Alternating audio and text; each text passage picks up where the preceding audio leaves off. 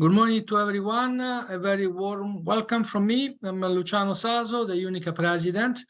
Welcome to this UNICA EduLAB webinar on university-based schools of education serving capital cities in Europe, promoted by King's College London. UNICA is an institutional network of universities from the capitals of Europe.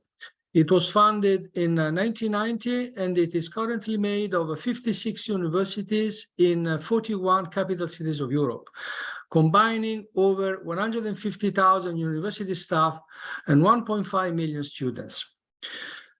The webinar today is particularly interested because we are universities based in the capital cities, and we know that universities are expected to serve local communities and our cities where we are based and we operate. This webinar will address the ongoing developments in the cooperation between universities and their cities, extracting lessons from partnerships between city administrations and universities' educational divisions. It is a great pleasure for me to introduce Professor Livio Mattei, the main promoter of this event. Livio Mattei is the head of the School of Education, Communication and Society at King's College London. Prior to joining King's College, he was a professor of higher education policy at Central European University, where he directed the HIOEDA Elkanah Center for Higher Education. Professor Mattei established the European Award for Excellence in Teaching in the Social Sciences and Humanities and the Global Teaching Fellowship Program. He founded the Global Observatory on Academic Freedom, which is supported by the Open Society University Network and the Open Society Research Platform in 2021. He also served as a steering committee of Civica, one of the important alliances now operating in Europe.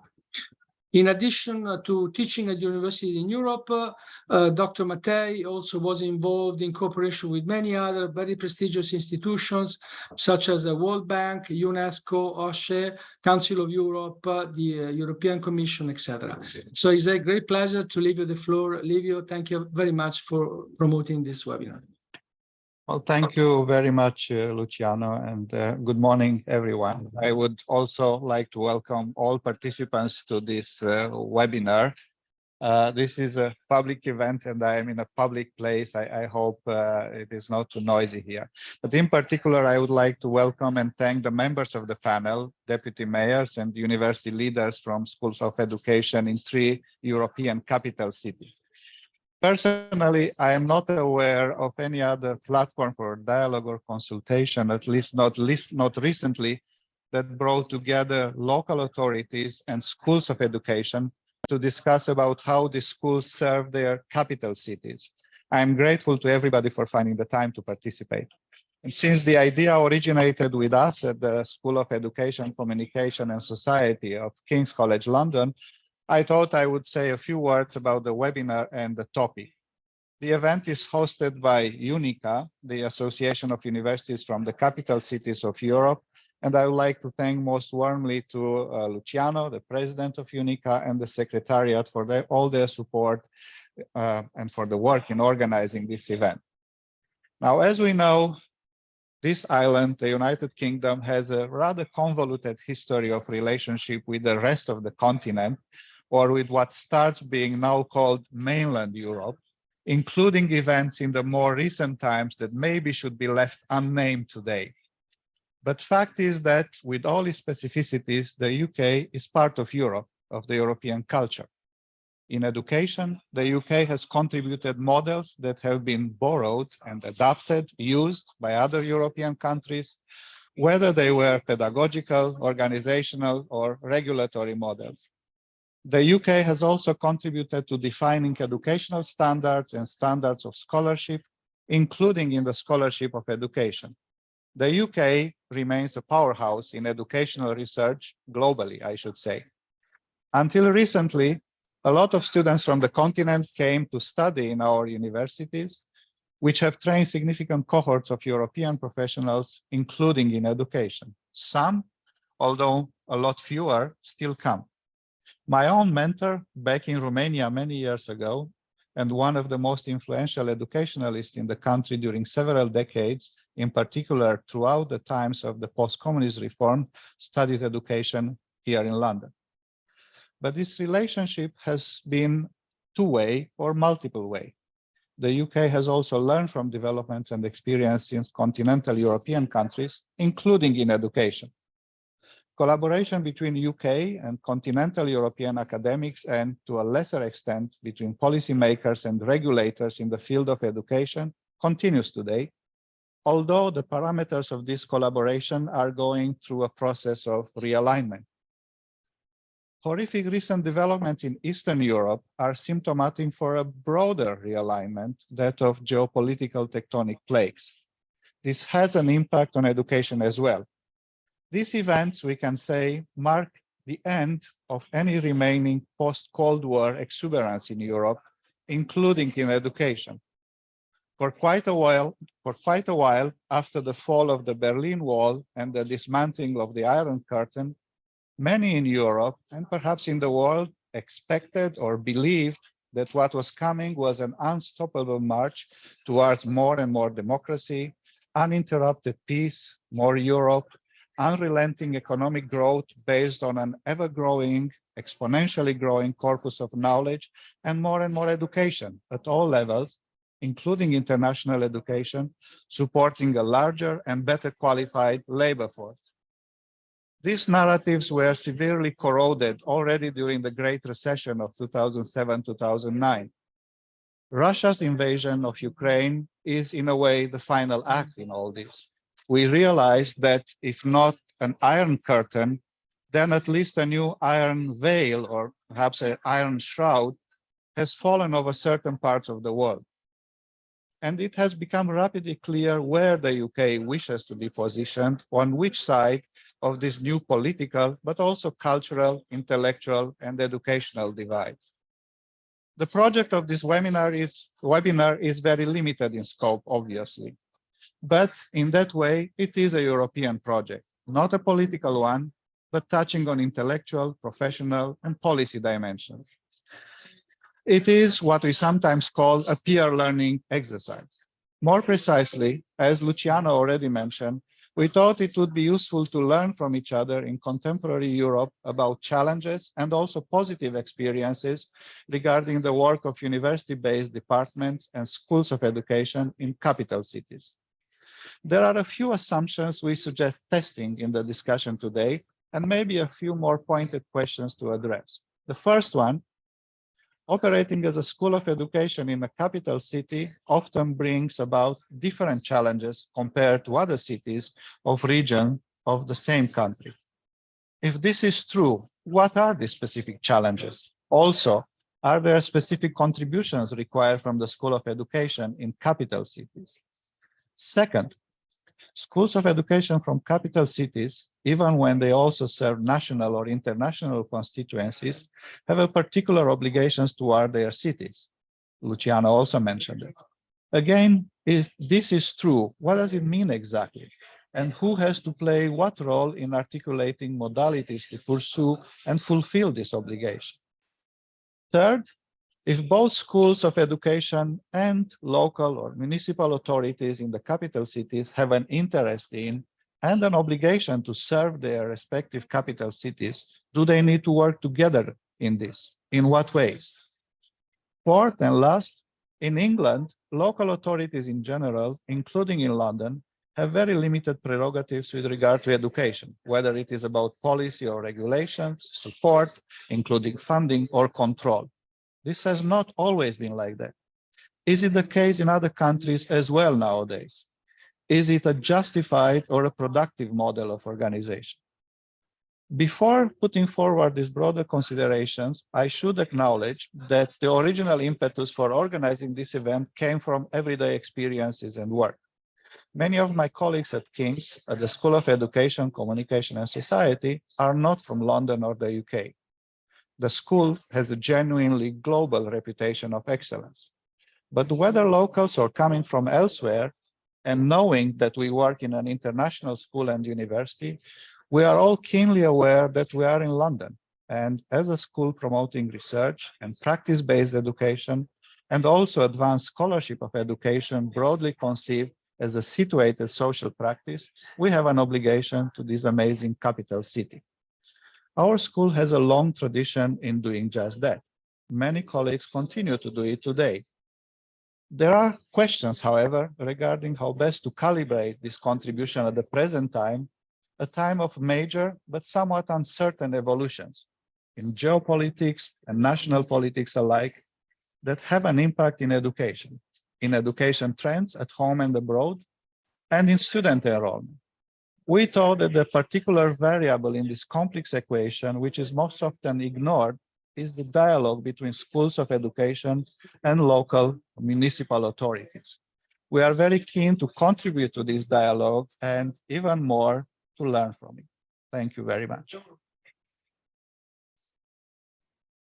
Thank you. Thank you very much, Livio, for these very interesting remarks. And of course, during the panel, we will be able to go deeper on many of the points that you raised. And now it's a great pleasure to give the floor to Professor Yuku. Romita is the chair of the EduLAB, one of the most important working groups in UNICA. So many thanks, Romita, for chairing this panel. Romita has an impressive CV. I will just mention a few points about it. All the biographies are online on the UNICA website.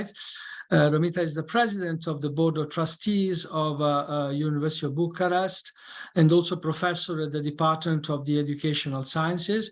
He has been appointed as a steering committee member of the EUA Teaching and Learning Initiative, the European University Association.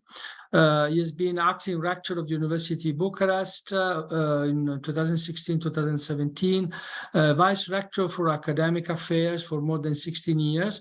And also he played a very important role in higher education in Europe with different roles, such as a country representative in the Bologna follow-up group, coordinator of the Barometer of Higher Education, Caritas, etc., etc. So many thanks again, Romita, and the floor is yours.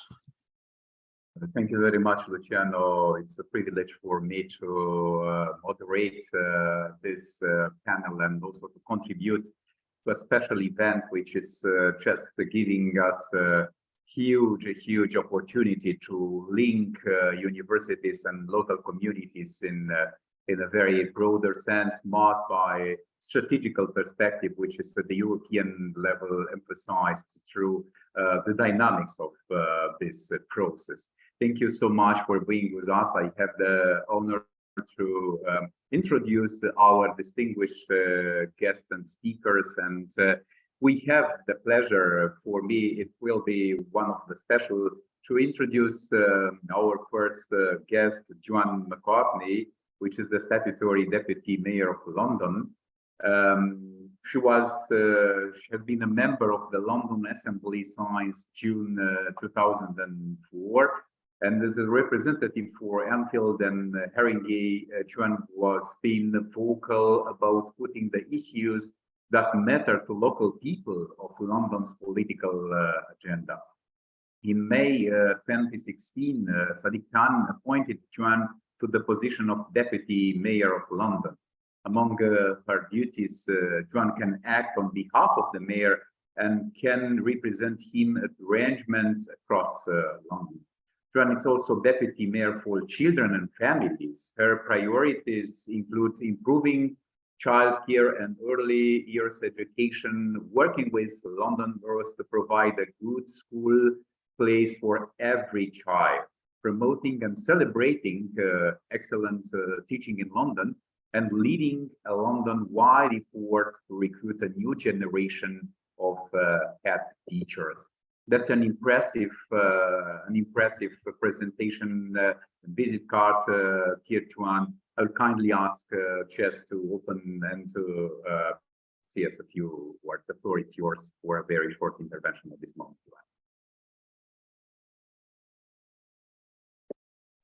Joanne. Thank you, and thank you for inviting me. I think in the opening speeches you talked about, or Livio talked about, London being a world-leading centre of higher education, and in London we're extremely proud of our higher education institutions.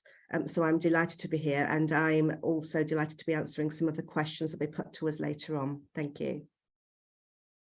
Thank you very much for being with us, and we are very much looking forward to your interventions and your contributions during the very dynamic discussions which we are expecting to have in a few minutes from now.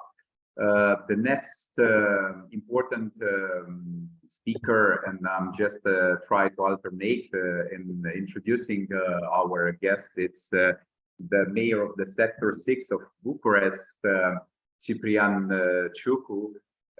He was until 2023 the president of the Bucharest organization of the National Liberal Party, and between 2015 and 2016 he has been the president of the National Integrity Council, the Romanian National Integrity Agency, an important structure of the Romanian development part, and he resigned in March 2016 to become an independent candidate for Bucharest City Hall. In April 2016, he joined the National Liberal Party, becoming the leader of its list of candidates in the municipal elections. He has General Councillor of the Municipality of Bucharest from June 2016 to June 2019. He previously worked in the public administration for the Presidency of Romania, the Ministry of Public Administration and the Economic and Social Council, before deciding to engage in civil society, where he has been active since 2003 in the promotion of educational policies and in the development of anti-corruption projects. Education 2000 Plus Center, Civil Society Development Foundation. He was also the president and the member of the executive board of the Romanian Center for European Policy think tank, together with Cristian Ghina. I have the pleasure, dear colleagues, ladies and gentlemen, to introduce a special guest, a special voice of the Romanian education, because in this moment I should recognize that Ciprian, it's an important representative, not only the local community, but at the same time the educational community in Bucharest. Mr. Mayor, dear Ciprian. Thank you for the kind introduction, Mr. Ciucu. From this introduction, I look more like a politician, but the truth is that I'm young in politics, in important positions only from 2019, from 3 years ago. Previously, I worked in a think tank in consultancy with the World Bank and European Commission in different projects around Romania, basically, Western Balkans, Georgia, Moldova. So thank you for inviting me. I think it's a very interesting topic, and I hope that this is going to be an in-depth discussion, and I'm here with you for any questions and any contribution that I can make. I'm happy to participate. Thank you very much. Thank you very much, dear Ciprian, Mr. Mayor. It's a great honor for us to have you together on stage. The next speaker will be Maria Siroera, Associate Professor of Teaching Approaches of Early Childhood Education, the Department of Early Childhood Education in the National and Capodistrian University of Athens in Greece. Maria holds a PhD on educational sciences from the University of Sorbonne. Her research interest focused on educational practices, literacy, learning and teaching strategies, new technologies and contemporary trends in education, teacher education, and minority education as well. Since 1997, she has been involved in many programs for the education of minorities and lost children in Greece. She's also involved from this year in the students' practical training in schools and in-service teacher training. Here, Maria, the floor is yours for introducing, and we are very much looking forward to your deeper contributions to this event. Thank you, Maria. Hello, everybody. I'm glad to be here and participate in this webinar representing the School of Education of the National and Capodistrian University of Athens. I think that it's very interesting because in our School of Education, we have the conviction that universities must be open to society, interact with social partners, and create inclusive contexts for all the citizens through actions of typical and not typical education. And our School of Education has yet been involved in actions connecting the city with the university. And these actions serve both the cities and also the education of pre-service future teachers. So I think that the collaboration will be very creative for both members, university and cities. Thanks a lot. Thank you very much, Maria. Yes, we are in this moment aware that some developments in the education policies locally linked with specific policies are intermediated by the teacher development, continuing professional development, teachers training, and all the three speakers you have been highly qualified in this area of teacher education and adapted policy to the specific needs of educational research. Thank you very much. We are in this moment very dedicated to an idea presented briefly by Luciano, and leave you at the very beginning of this event. And we'd like to start discussions, to start reflections based on your experience during the period of managing, leading specific processes at the level of local community. And just you have launched questions from Livia's side, important reflections, and I will kindly invite you to start making some interesting connection bridges between your specific duties in your positions and what's happening in the universities, which are linked closely and deeper engaged in collaboration and specific actions on this area.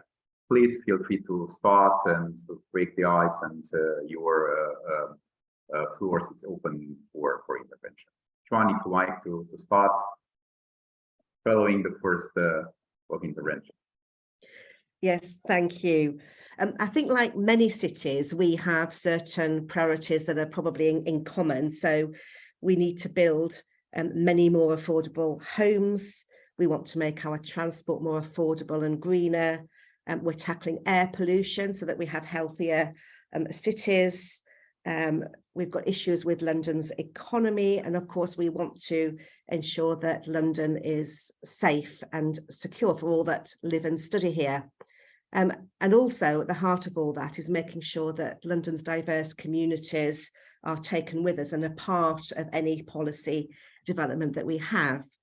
And education, having a diverse and inclusive teaching workforce that supports the need of that diverse London is fundamental to any of our other priorities.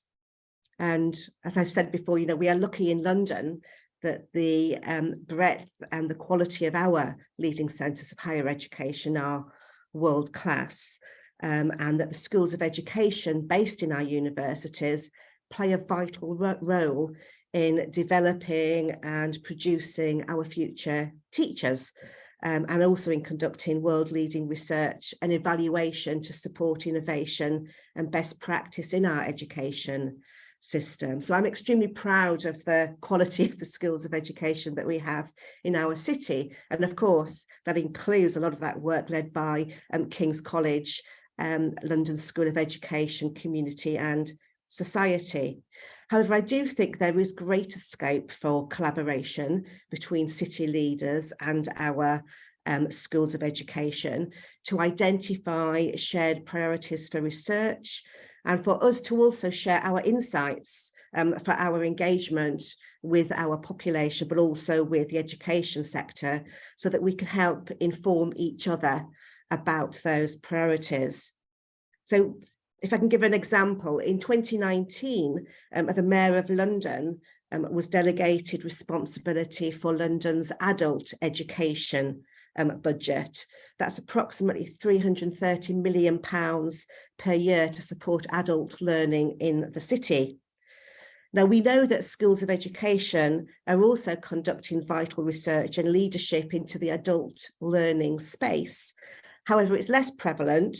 However, what is less prevalent is research into effective teaching pedagogy in that adult education space. And we do know that our further education workforce in London is facing a number of issues in retaining, well, first of all, attracting, but also retaining talent. And so we would really welcome a greater focus on that in London, working in collaboration with our further education sector and our schools of education to see what lessons that they can learn to identify innovative approaches to addressing those challenges. So I do see that there is a scope to actually in future do a lot more partnership work that we can help each other, and we can hopefully, as politicians and our priorities to make sure that our residents live better and healthier lives can be improved too. Thank you.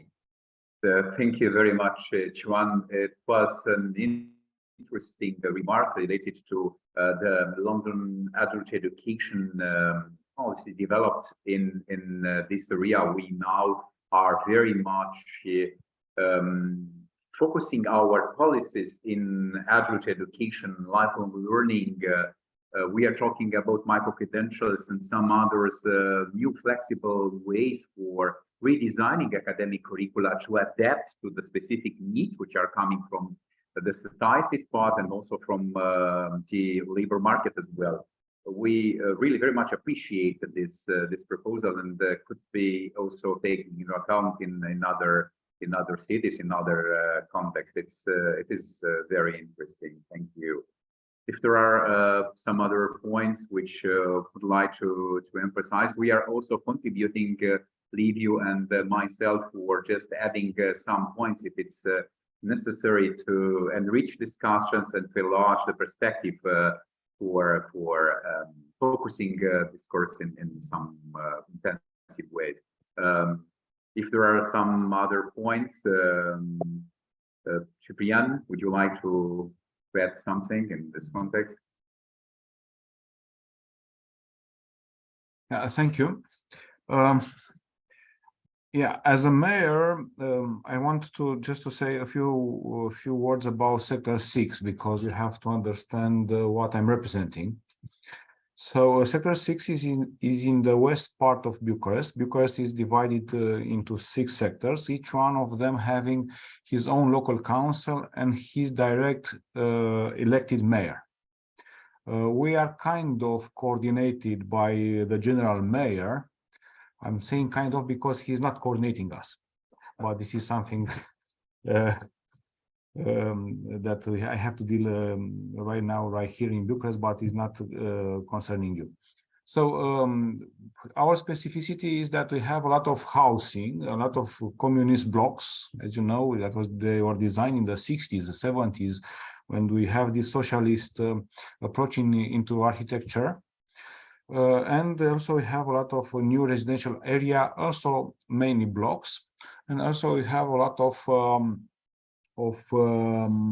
investments. Big companies are located in Sector 6, like Renault, like Ford, like Microsoft and others, in IT industry and automotive. This is in a few words, Sector 6. As I said, I'm representing around 400,000 inhabitants. And I'm dealing with the most, let's say, prosaic things, but the most daily things that I have to provide for our citizens. And also, being a mayor, you have to have a lot of focus on strategic planning and strategic budgeting. That being said, coming back to our theme, to our discussion, in Sector 6 we have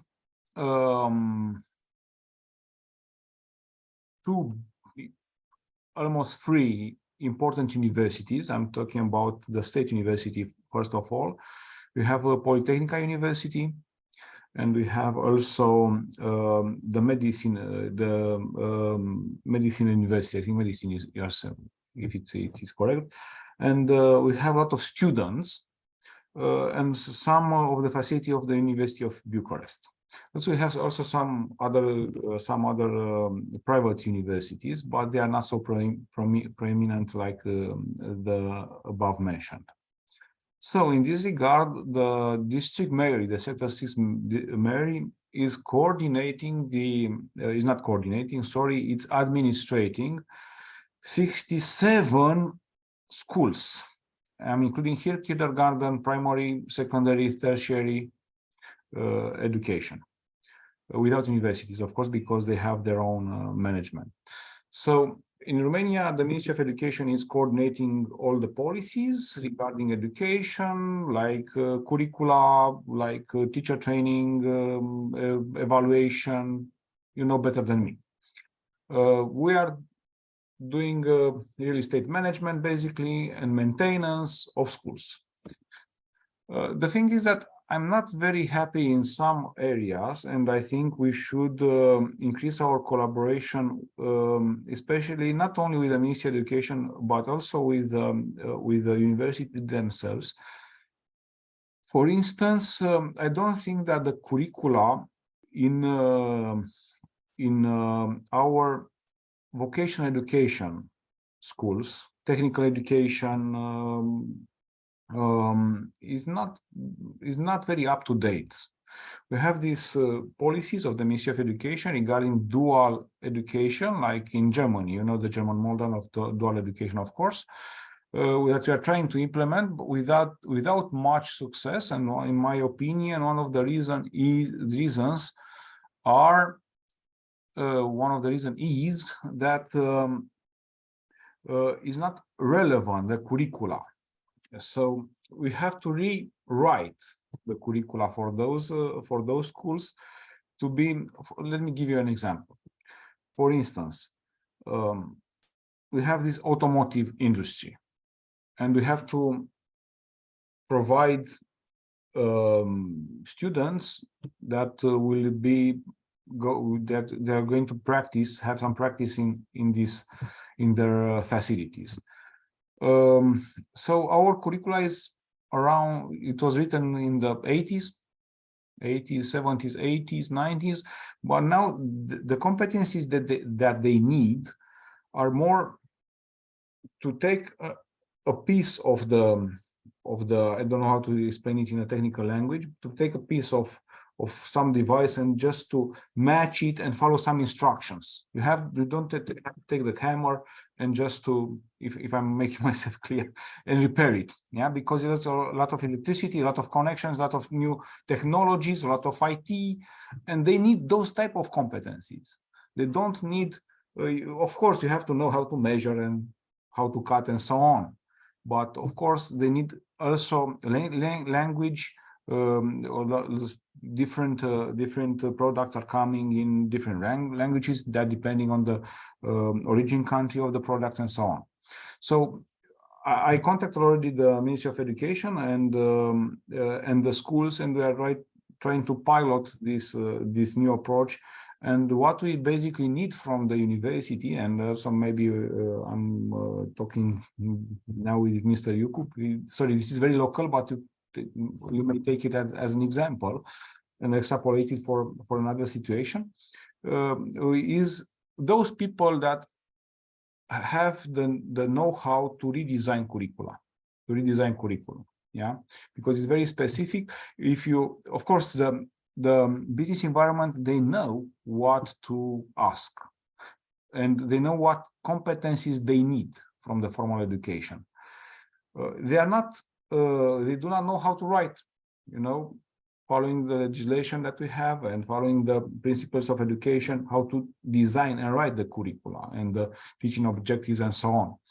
Then, so of course, we need specialists, and not only in one school. There are several specialties and several disciplines that we have to redesign it.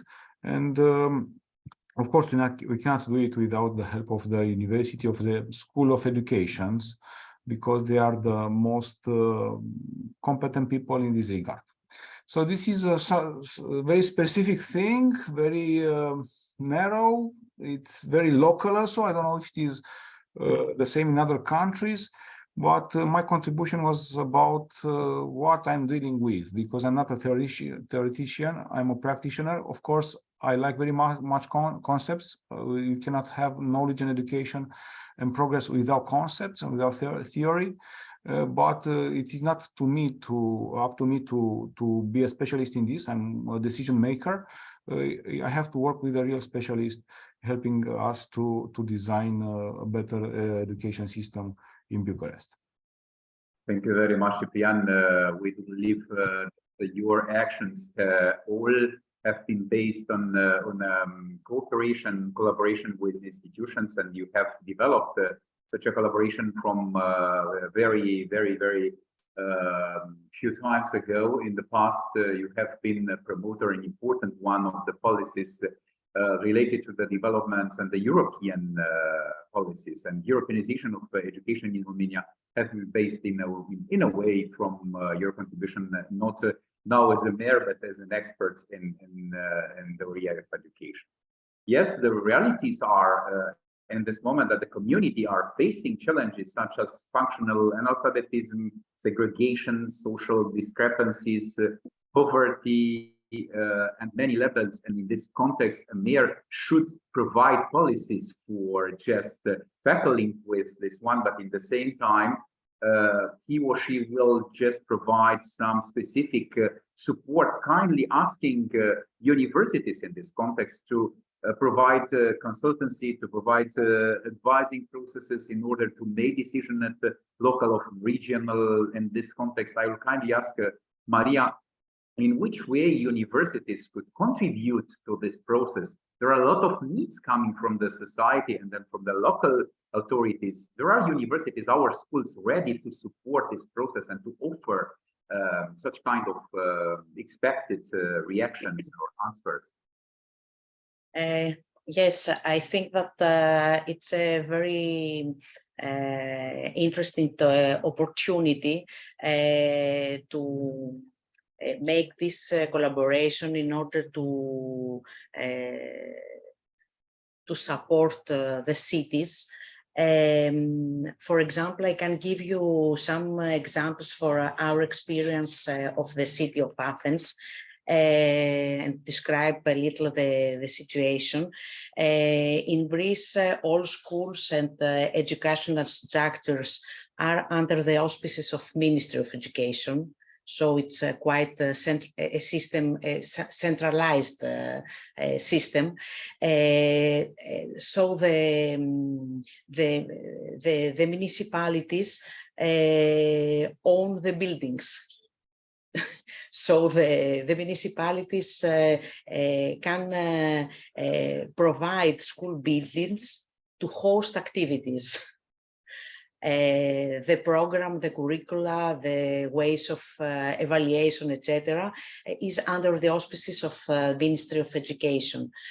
So, for example, in our School of Education, we have worked on non-formal, non-typical education in order to create some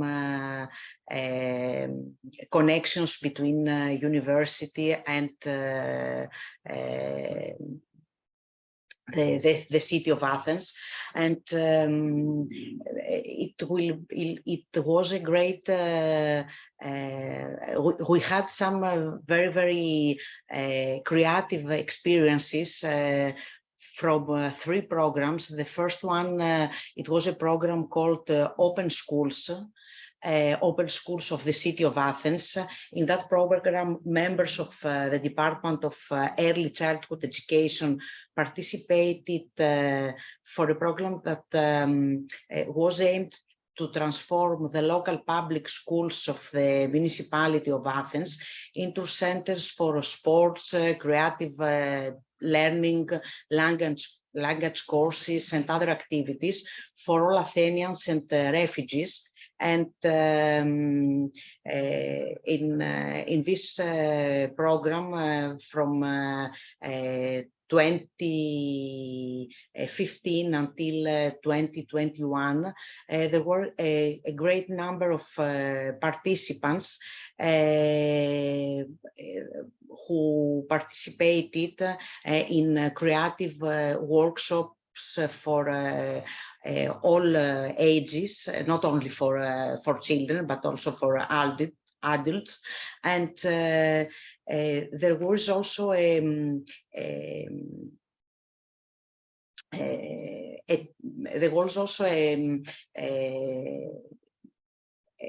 a path in order to connect refugee children and refugee populations with resident population of all age levels. This was the first program, and it worked very, very well. And in this program, many of our students have been voluntarily involved. There was also another program that was named Care in the Limbo, and it was a pilot program in the neighborhoods of Athens. And this program also aimed to introduce a dynamic model of action, ensuring that refugees will become socially active again. And they will be interconnected with active citizen groups. And there was also another program of non-typical education, a project conducted from 2015 until 2017 at an open reception facility of refugees near Athens. And in this program, the leader was a member of my university, Alexandra Androusou. And the aim was to provide support both to young children and attending the camp state and their mothers in order to learn Greek and to have new soft skills in order to be integrated in the society. And in this program, 40 volunteer students of our School of Education intervened and in activities with the children. And all these actions, the three actions I have described, we think that resulted in the empowerment of all participants. The locality of Athens, the students, and also the population participated in these programs. I think this will be a good idea, but in order to work with the city of Athens, maybe it will be interested to have another type of collaboration. More, for example, a partnership agreement of collaboration, more institutionalized. Thank you very much, Maria, for just sharing with us success stories, important positions which you have shared together with local community, and create bridges and platforms for just developing common understanding and common actions for going further. In this context, I like it very much just to ask our colleagues if there are some initiatives. Who's the first promoter of this initiative to collaborate, to cooperate in this moment? Do local communities or or the university? The open school program was an idea of the local community, who is addressed to some members of the Department of School of Education in order to support this program. The program with refugee children in Eleonas, at the camp of Eleonas, was an initiative from the university to the city of Athens. And the other, there are 3 types of programs, and the other programs, the program called Curing the Limbo, it's a common program from both the university and the local authorities. Thank you. Thank you. So we can work in all the directions, I think. Yeah, that's interesting. Thank you so much, Maria. I'm just taking over this responsibility to roll up the questions, and I'm kindly asking Joanne, how do the Londonese success stories look like in the mirror, which is just creating some opportunity. One of them was lifelong learning, and we have noticed education lifelong learning policy, which is an important one for further developments in the strategy for the European universities. There are some others. Joanne, please, the floor is yours. Yes, I mean, I think one of the things we all know is that the quality of teaching is the primary driver of how well our children and young people do. And if you have a quality teaching, you know, children go on to thrive and reach their potential. And obviously, as part of that sort of learning ecosystem of developing approaches, research, and taking lessons and adapting is vital. And that's what schools of education are very good at. I think all of us in our cities perhaps have different relationships with our schooling and education system. So in London, the Mayor of London does not have direct responsibility for schools at all. But what we can do is we can support our teachers in those schools. So if I can give an example, for example, that we are quite clear that we need to support our teachers and our schools. What we're also concerned about is that we have too many young people who are not in school and who, the longer they are out of school, are farther away from education and learning. And like many major cities, there is an issue with young people and violence as well. So what we've tried to do recently in collaboration with many of our schools is to support some groundbreaking, inclusive, future, inclusive and nurturing schools programs. So this is delivered by our Violence Reduction Unit, which the Mayor of London set up a few years ago. And it's taking a public health approach to schooling and trying to make sure that as many children as possible stay at school. So what that program does is it provides professional development for teachers and for whole school development as to how they can be an inclusive school and keep pupils who perhaps otherwise would have been excluded in those schools. So it does a lot of work supporting that professional development. We've also produced an inclusive nurturing schools toolkit that other schools can use to see how they can support pupils and families in early intervention work. Another program that we've done is we have had a program called the London Curriculum, which sets our national curriculum in a local context. So I think there's, you know, that was meant to make learning more relevant to the pupils, but also to connect them more to their city, so they became part of it. I think that's both of those programs are part of trying to make sure that our education is fully inclusive to all students from a very diverse community. One of the things we done in the last couple of years as well is some of the London curriculum resources that we produce for schools to use. We've actually been working with an organisation called the Black Curriculum to actually just review those to make sure that they are that they challenge stereotypes and reflect the diverse identities, histories and cultures of our students, and that again adds to that inclusive and nurturing environment that we want to see in our schools. Thank you.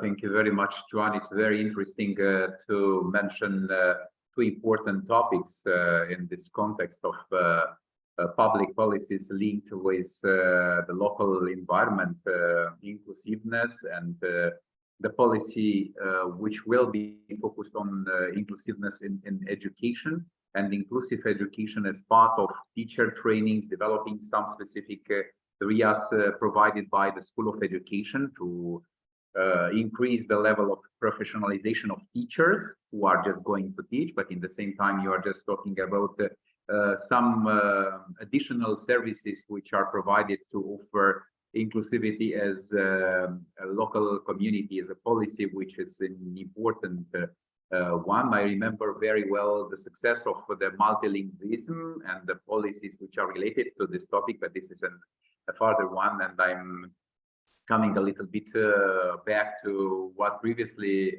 Mr. Ciprian mentioned related to the dual education, the adult education, and the very important needs of reshaping the curricula in our case, and which is an important topic. And I'm just wondering how do you think, Ciprian, that could be act in a partnership between the university, a School of Education, and local community in order to improve curricula or to exchange some good practices from other cases like Athens or London in this moment? We can invite our colleagues to support and to provide some possibility. What do you think? There is a possibility to organize this kind of partnership in order to help you in this important initiative. I truly believe that we need to change radically the curricula for adapting to the specific local and communitarian needs. Yes, I think the first thing that we should have, it should be a formal partnership based on which we are hiring you in the university to design the curriculum and to together to organize all the consultation with the main stakeholders, which are, of course, first of all, because they are very important in technical education, the companies, business environment, the parents, and the students. So you know the types of programs, projects that I'm talking because you are very familiar, and the Ministry of Education used to have a lot of this type of projects like 10 years ago. Well, maybe it's time again to have this kind of partnership and work together. I would also like to add something in the regard with Mrs. Carney said regarding inclusion. Of course, also in Bucharest we have a lot of problems. With some disadvantaged areas, with poor people and Roma people living there, with a high rate of school dropout. I ordered an analysis, of course, because previous taking decision you have to have the data and to see to understand the phenomenology. And I just understood it better because one of the reasons that the kids are dropping out from schools is the very low retention of personnel, of the teachers in those schools. They are coming, they are staying 1 year, and after 1 year, maybe 2, they are leaving. And there is no direct connection with the community. They don't feel the community. They don't get attached enough to the kids because they are not part of the community. So I said, okay, how do you tackle this? how can you help the Ministry of Education, which has its own policies for personal retention, salaries, and so on? I'm not very familiar with, but I suppose they have. What could the mayor do in addition to keep the teachers in these schools? And of course, we are talking about a big city. Bucharest is a big city. It's like we have the capital of Romania has unofficially around 3 million people. Of course, there are less officially, but if we add the metropolitan area, there are even more. So we are talking also about an urban environment. We cannot give them houses because they don't need houses. They are also living in Bucharest, the teachers. And I understood that the quality of the school itself is one of the problems, because these schools are old. They are built in the, I don't know, 40s, 50s, 60s, maybe 70s, but not sooner than this. And as much money you can put into a school, to have it equipped, to have it with everything that they need is not enough. The building itself has to be attractive also, not only for the kids, but for the teachers. It is very important, the environment that we create, not only for the kids, but for the teachers to stay there and to imagine themselves that they can have a life, they can have a career there. And in this way, they are influencing basically generations. So I started to invest in schools. We are now putting down one of the old schools, of course, and we are building new schools together with education, with European financing. We are basically in those poor area with disadvantaged people. We are building schools, sports facilities, and to have it, as a center of the community, to have it made attractive. This is basically the instruments that a mayor has. Because, as I said, all the educational policies are at the level of the ministry and school inspectorates that we have here in Romania and so on. But in terms of real estate, buildings, environment, and so on, there is something that we can do. So I have to say that easily the most part of our budget is going into schools now in Sector 6. That means consolidations, because in Bucharest we have a huge risk of earthquake, energy efficiency, redesigning the educational environment, and to have it have the best equipments. And I just received a very nice news today. Very nice news. All the projects that we applied for financing to have IT systems and smart labs were just approved. So I'm very happy. So yeah, this is what a mayor can do in Romania in regard with his or her competencies, in order to make school more relevant and more attractive for our students and for our little ones. Thank you. Thank you very much, Ciprian. It's an amazing development in this moment to look forward to a development of redesigning the educational environment. That's an interesting investment for the future, which is coming from the local authority in order to raising the awareness process at the school level, because you mentioned at the very beginning that in the diagnosis made by your team at the very beginning in the schools, one problem identified was the statute of the teachers and how the teachers could contribute through the remaining process, the retaining process, the motivating process of teachers to contribute to the high quality of education and learning provided. That's an interesting case, which is in this moment a very important one for developing new policy based on stakeholders' feedback, based on local community feedback, and I'm sure that the next step will be the involvement of universities and expertise coming from the other side. Thank you so much. It's very interesting. Now I'm going to Athens and just try to challenge a little bit Maria in order, if of course, if you like to comment on this issue, a very interesting one and challenging.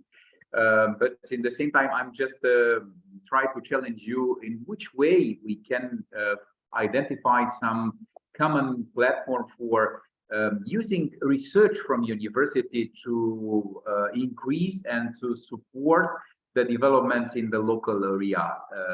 There are some kinds of cooperations already established through formal agreements, or not necessary formal agreements between university and local community in order to transfer research outcomes, products which are in this moment at the level of university validated to the practice of Athens community.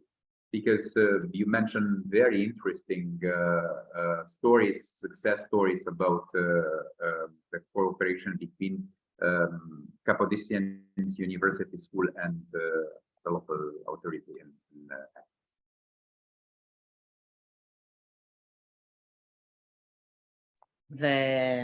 The main problem of this collaboration is that it's not typical, it is punctual. That means that there are programs that finish and then it's something like, for example, the program of open schools have worked for some years. There were links, collaborations, etc. And then this program finished one day, because also there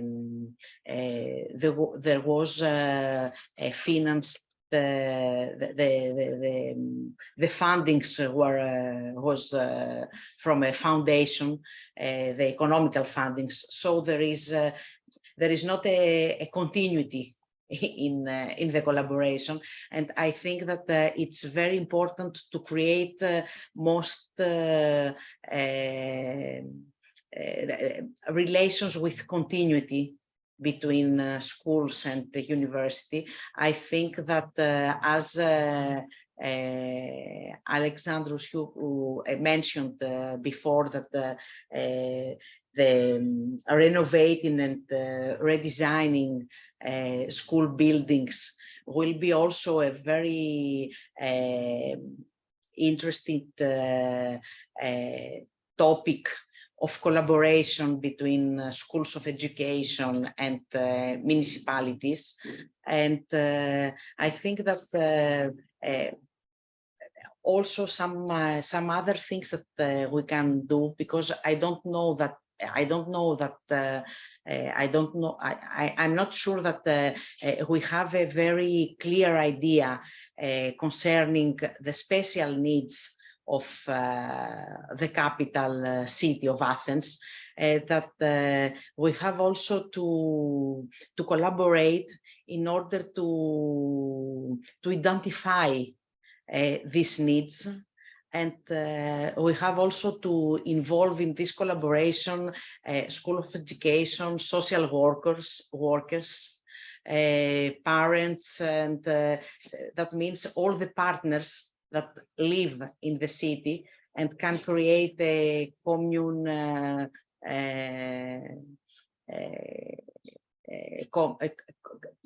participate in a commune effort in order to create inclusive contexts for all citizens. Thank you very much, Maria. Yes, indeed, it's very, very interesting. I'm just trying to manage the time now. We have 12 minutes remaining from the discussions, and we have a question on the chat. I'm just sending round just a very kind invitation to try to answer. In any cases, local decision makers can be highly influenced by political agendas. That meaning that not always educational priorities are identical to political ones. What methods can be implemented to ensure a balanced approach to educational issues at local levels? Who shapes or reshape the political educational agenda, and based on what? Thank you very much for this question. I'm starting with Joan and very, very quickly asking rest of speakers just to briefly refer to this. Yes, Joan, please. Yes, thank you. I'll try and be quick. The education system in the UK is, and the national curriculum, what's taught, is actually set down by central government. So as a city, we don't per se have a say in that. But what we can do is try and make sure that what, as politicians, we think is important for the future wealth and prosperity of our city gets attention. So I'm going to answer it in a slightly different way, because we don't have influence on what is actually taught in schools. But for example, over recent years, our current government has, for example, created a situation where arts and culture and those topics don't have the same prevalence that they used to in our schools. So the focus is particularly on maths, IT, and good English and so forth. But we know as a city that actually our arts and culture sector is what makes us renowned around the world. It's also what gives enjoyment and fulfillment in life. And we think we should be teaching it in schools. So a lot of what we can try and do is to support that through other ways. So funding some of our youth sector organisations to deliver arts and culture and so forth to young people who don't have the financial means to take music lessons, to go to acting schools and so forth. So we try and do that. But to answer the point directly also, is that I would hope that any politician is elected on a manifesto of them promising to do things. And so ultimately, if they don't deliver on that and they do things that are not like, then they will be voted out. But yeah, so I think there are ways around it, but yes, thank you. Thank you very much, Joan. About this issue, Ciprian, would you like to just very briefly comment on political agenda and the social and educational agenda? Yeah, as you know, Euromița, in Romania we have this new reform of education that now it is prepared. Let's say there are 6 years to be prepared. For me, it's a very long time to prepare a reform, because if you don't do it rather quickly, you are not doing it at all. So in my opinion, there are reforms that have to be incrementally adopted. But when it is taking too long to start a reform process, it never starts, because there are generations that are lost. I'm kind of unhappy regarding the focus of what I'm hearing from Ministry of Education nowadays, because I just learned that there is some intention to take out the logic from, we have this discipline logic in our high schools. In our high schools, I remember I was in the 9th grade when I studied logic, and I like it very much. And also, religious education is taking more and more ground. And it's not about the history of religions and the nice cultural thing, is the other way around. And I'm not very happy with this approach. I would like to create different kind of citizens, more open to open societies, and more open to shared European values and inclusion, and of course culture, and of course also technical and sciences. Sciences are very important. But yes, as a politician now, I have this jacket as a politician. I'm not very used to be a politician, but as a politician, I will fight to, as much as I can, for a different kind of focus of our educational policies. As a mayor, I cannot do much. I don't have a say on curricula, as I said, only on technical stuff, but who knows in the future. Thank you for inviting me. Thank you very much, Ciprian, for your honesty and for your answers to our questions. That's interesting. I am just going to Maria with also taking a question based on the chat. It's linked to how we can find, and of course, Maria, you are invited just to touch the previous questions and the idea of having in mind how we can find strategy to promote collaboration between students and professionals to give early the leadership to new generation before starting their responsibilities inside local community. Not only usually start from zero with every generation, and I propose to organize international meeting or forum to listen to every operational solutions. Very interesting remark from here. How we can find a new strategy to promote collaboration between students and professionals to give them the leadership. Yeah, this is it's the same questions, rules. Would you like, Maria, just to start to answer to this question? And we have 5 minutes more to contextualize a little bit. Very interesting, challenging question. I think that it's the first idea is that within the students' practical training in schools, students become in collaboration with professionals, and we can create communities of practice between students and professional.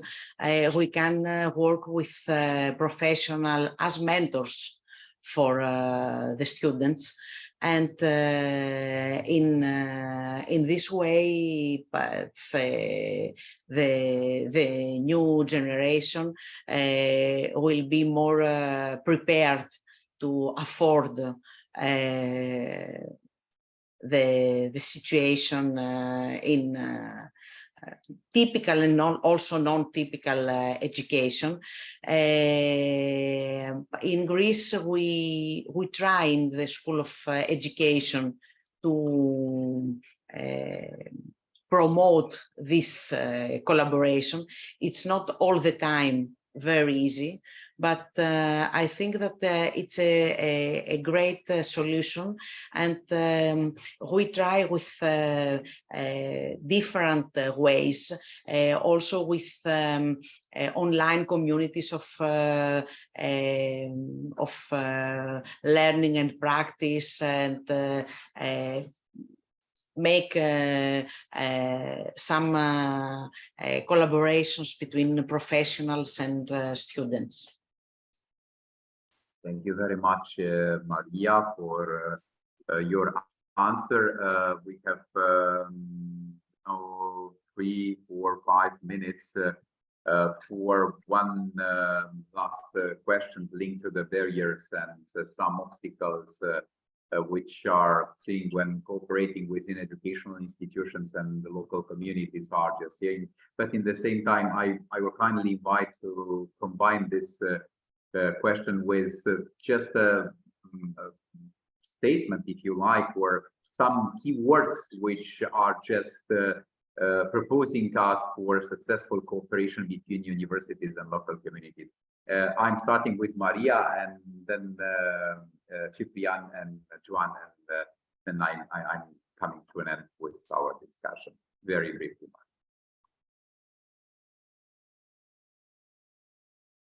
Your microphone, please. Yes. So the creation of communities of interaction, I think that it's a very, very interesting path, and also collaborations in different levels.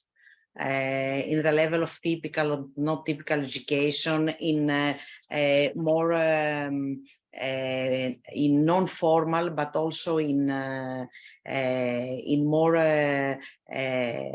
organized partnerships. And I think that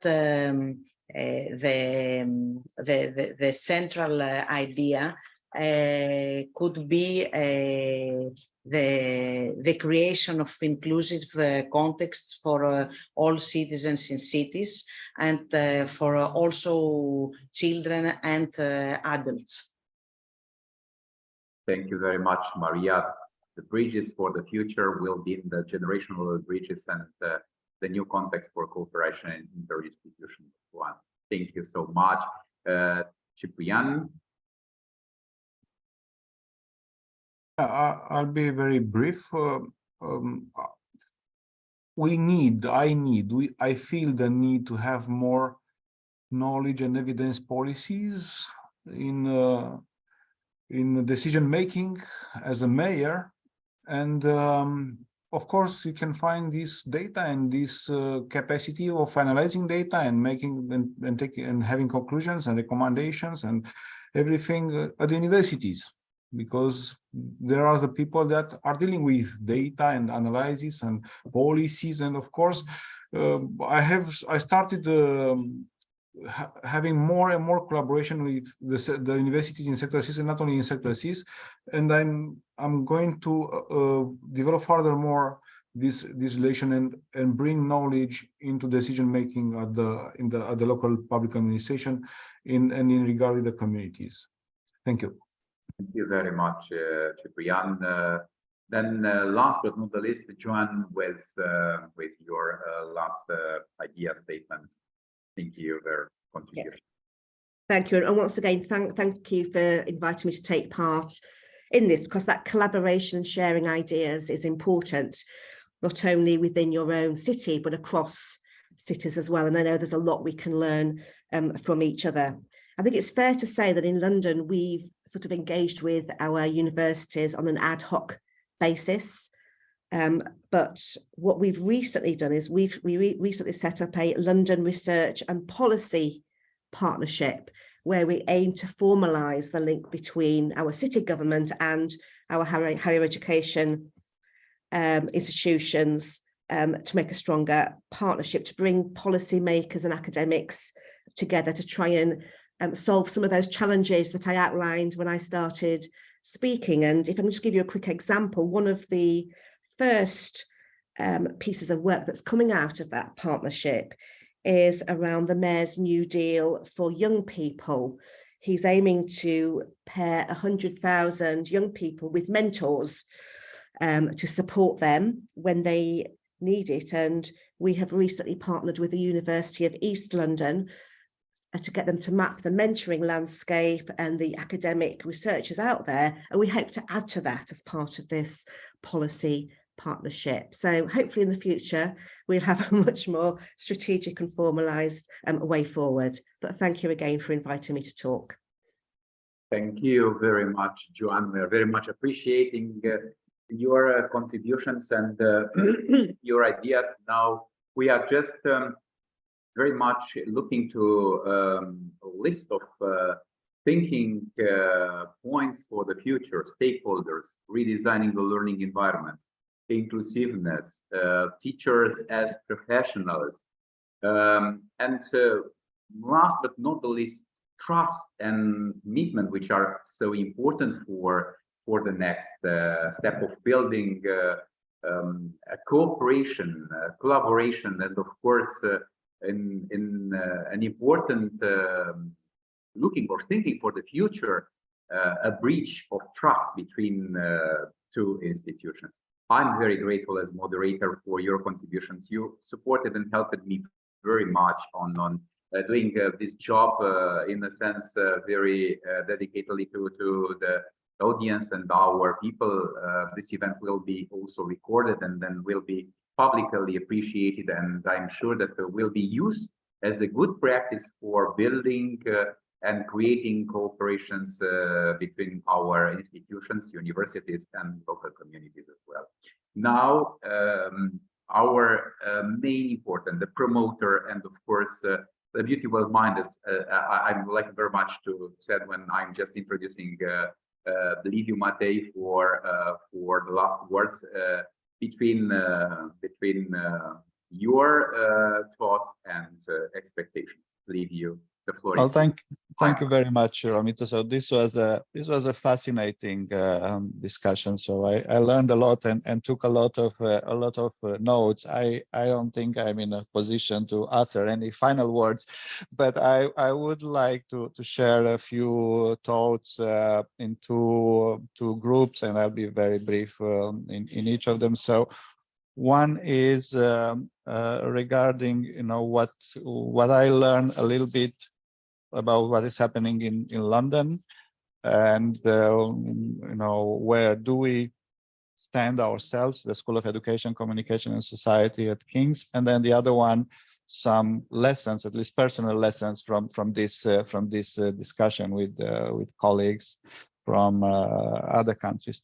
So I am not going to make a presentation about what the School of Education, Communication and King's is doing, but that would have echoed very much what Joanne said, and that's not surprising. We are in the same city, but it was very good for me to hear that what we are doing as a School of Education is very much aligned with the priorities of London and London authorities. Although, as Joanne said, there is no systematic consultation, let alone coordination. So that was very good to hear. On the other side, I agree, and I feel encouraged by your comment, John, that there is more scope for cooperation.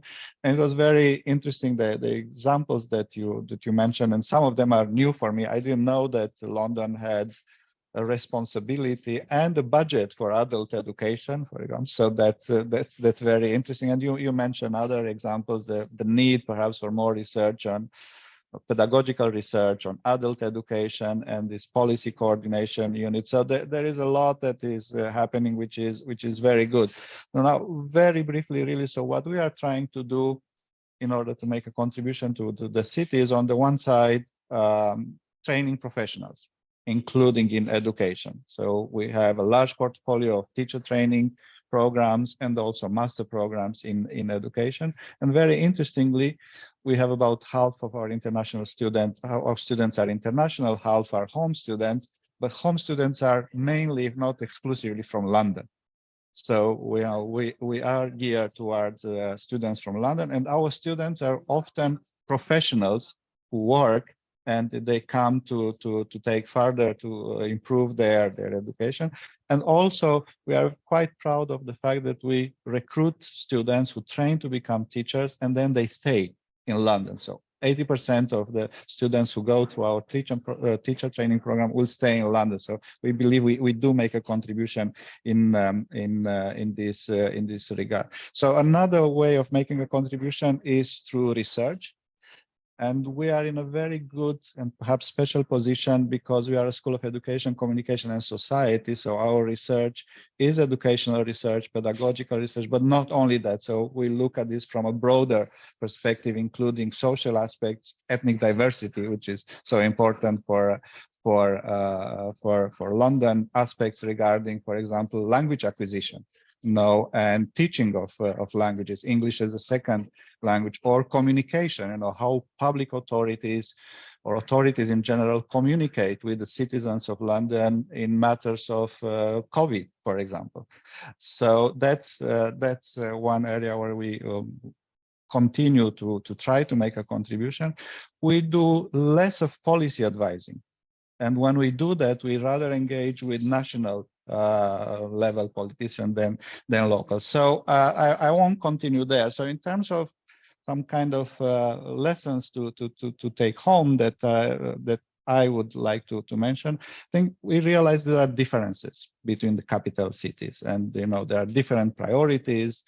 Joanne mentioned the ethnic diversity of London. Maria mentioned refugee population in Athens. That the mayor from Bucharest mentioned weight of one industry, automotive industry, in terms of employment opportunities and how education should be or might be more geared in that direction. But at the same time, there are obviously common challenges and also attempts to address them.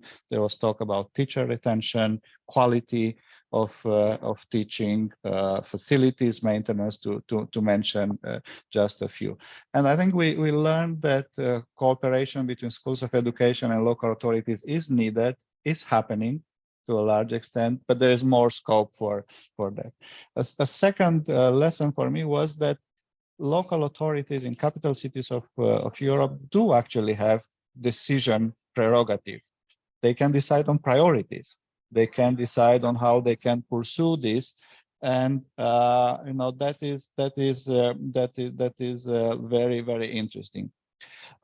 Related to this, and this is a different lesson, perhaps the way in which schools of education, one way in which schools of education could contribute is to help put on the public agenda, including the local public agenda, issues that are important for education through research, through engagement with their communities. And I will end with another possible lesson, and I'm less sure about this listening to the last round of comments, because I thought I would say that there is no European dimension of this discussion, the cooperation between schools of education and local authorities in capital cities. The European sky is too high, but there were mentions about that from all capital cities. So I wouldn't know how to formulate it, but still I have the feeling that this is predominantly a matter of local relevance. So it's something that plays between universities, schools of education, and London has several. We are not the only one. That's another aspect. It's important to cooperate as a school of education with other schools of education. But this is something that plays very much at local level, perhaps as it should be. Well, thank you so much for for coming today and for a very interesting discussion.